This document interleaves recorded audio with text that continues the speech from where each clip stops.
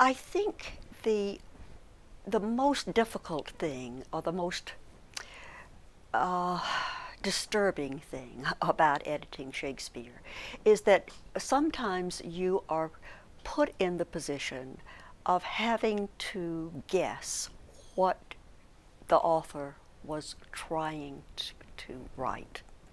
And I've mentioned some of the word choices in Macbeth, whether could he possibly have meant quarry and instead of this emendation of quarrel? Could he?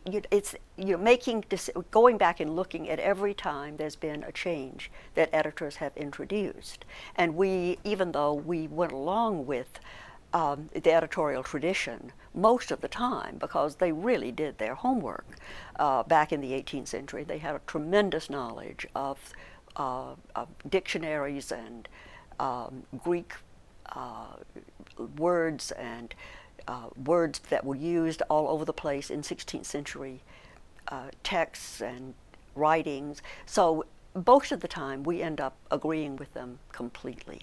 But we checked every one of them. I mean, we didn't just accept any. We checked for ourselves and waited until we were convinced.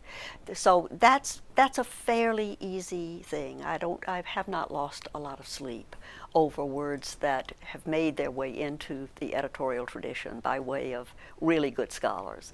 The troubling ones are when you've got two texts, as in Hamlet or as in King Lear or as in Othello, where you're having to go, because both texts have problems, you're having to go back and forth and consult both of them. And most of the time, again, that's not too difficult a problem. But every now and then, there are problems that continue to haunt me.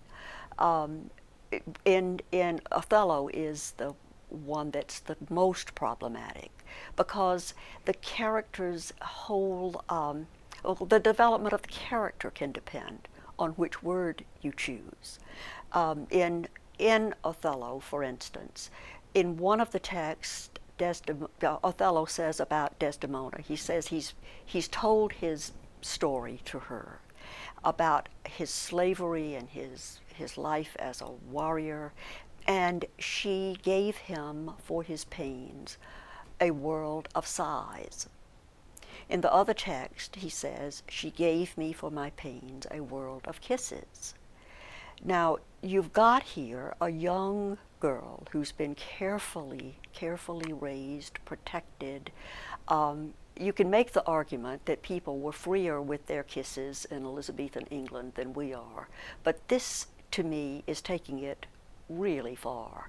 This stranger, this man that she barely knows, has come in and told this story, and that she would give him a world of kisses makes her into the kind of woman that some 20th and 21st century scholars have taken pleasure in attacking, saying that she asked for what she got when he killed her.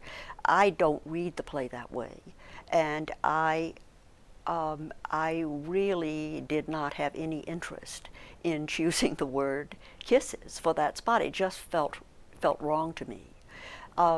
That's subjective, and that's painful.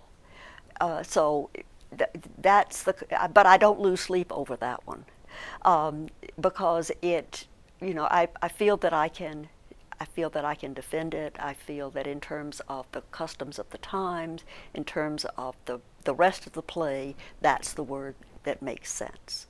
But sometimes the lines of the plays are put together from these two versions by taking parts of one line and from one version and part from another and putting them together in such a way that we get a line that is very, very familiar to us, but is a kind of a made-up line. And then the question is, do you go with the line that everybody knows?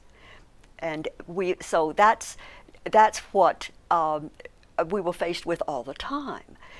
In Romeo and Juliet, you have to put a rose by any other word would smell as sweet, but there are a lot of people that get their backs up because that's not what they learned. They learned name, or rose by any other name, and that's the way they'd really like to have it. So you run into problems like that all the time.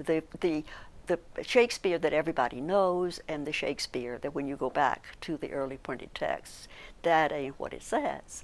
And so sometimes that's a problem. Sometimes it's fairly easy. But it was in making decisions like that in Othello that I really did lose sleep. And we are going to be updating the plays, to bring the modern, the further readings and things like that up to date, bringing the scholarship up to date. And I'm going to be mighty tempted with some of the lines to go back and rethink them and see if we chose wrong the first time around.